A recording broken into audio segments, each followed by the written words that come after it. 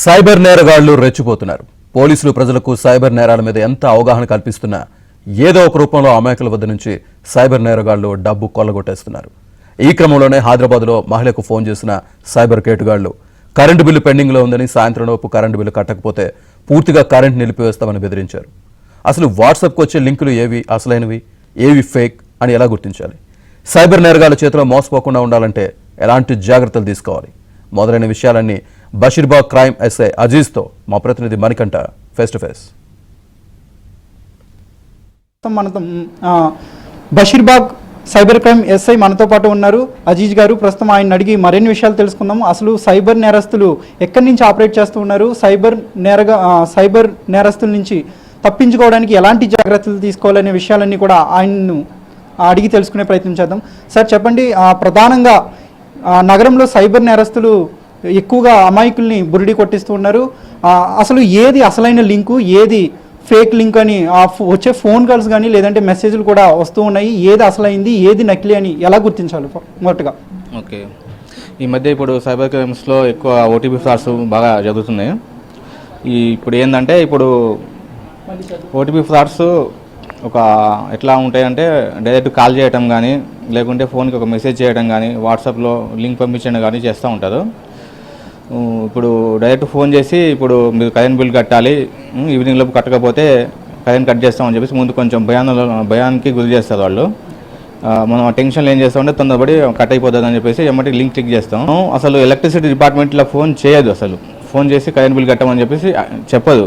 మనం ఒకసారి ఆలోచించాలి, అలా లింక్ క్లిక్ చేసే ముందు ఒకసారి ఆలోచించాలి.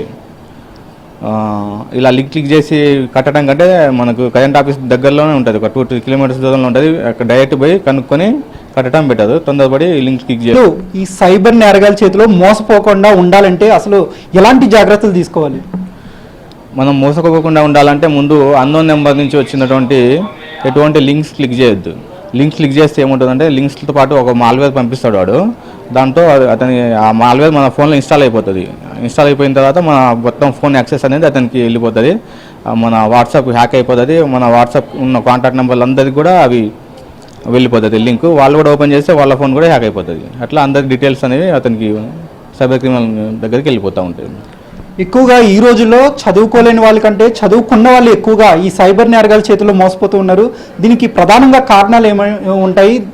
అలా మోసపోకుండా ఉండాలంటే ఏం చేయాలి? ఈ రీసెంట్గా ఇప్పుడు బాగా చదువుకున్న వాళ్ళు కూడా కొన్నిసార్లు మోసపోతున్నారు. దీనికి మెయిన్ కారణం ఏంటంటే ఆశ. ఇన్వెస్ట్మెంట్ సార్లు ఎక్కువగా చదువుకున్న వాళ్ళు మోసపోతున్నారు. ఇప్పుడు ₹1,00,000 ఇన్వెస్ట్ చేస్తే ఒక 1 వీక్లో 2 lakhs అవుతాయి అంటే అది ఎవరు చేయలేడు. మన ముందు అతను చెప్పినప్పుడు అది నిజమా కాదా అనేది ఒకసారి ఆలోచించుకున్న తర్వాత ఇన్వెస్ట్మెంట్ చేయాలి. ఇప్పుడు అతను ఎలా అంటే ఫస్ట్ ఒక 10,000 ఇన్వెస్ట్ చేస్తే 20,000 రిటర్న్ ఇస్తాడు, ఒక నమ్మకం కలిగిస్తాడు. అది నిజమైన నమ్మేసి మనం లక్షలు ఇన్వెస్ట్ చేస్తాం. ఇన్వెస్ట్ చేసిన తర్వాత అక్కడ ప్రాఫిట్ చూపిస్తూ ఉంటుంది కానీ మనం విత్డ్రా చేసుకోలేము. కాబట్టి మనకు ఏంటంటే గవర్నమెంట్ అప్రూవ్డ్ ఏవైతే ఉన్నాయో వాటిలోనే ఇన్వెస్ట్ చేయాలి. అనవసరంగా ఇప్పుడు వాట్సాప్లో వచ్చే 2 లింకులు లేదా టెలిగ్రామ్లో వచ్చే లింకులు ఒక వాట్సాప్ గ్రూప్ క్రియేట్ చేస్తారు. దాంట్లో అంతా ఫ్రాడ్స్టర్స్ ఉంటారు. వాళ్ళకు మేము ఇంత ఇన్వెస్ట్ చేసాము, ఇంత ప్రాఫిట్ వచ్చిందని చెప్పేసి వాళ్ళు ఆశ కలిగిస్తూ ఉంటారు. వాళ్ళ మాటలు నమ్మి మనం కూడా ఇన్వెస్ట్ చేస్తాము. కానీ దాంట్లో ఆ వాట్సాప్ గ్రూప్లో ఉన్న వాళ్ళందరూ కూడా క్రిమినల్స్ అనేది మనం గుర్తించాలి. ఏవైనా కూడా ఫోన్ కాల్స్ వచ్చినా, అలాగే ఇతర వ్యక్తుల నుంచి, తెలియని వ్యక్తుల నుంచి వాట్సాప్ కాల్స్ వచ్చినా, అలాగే వాటి నుంచి లింకులు వచ్చినా సరే క్లిక్ చేయవద్దని పోలీసులు అయితే చెబుతున్నారు.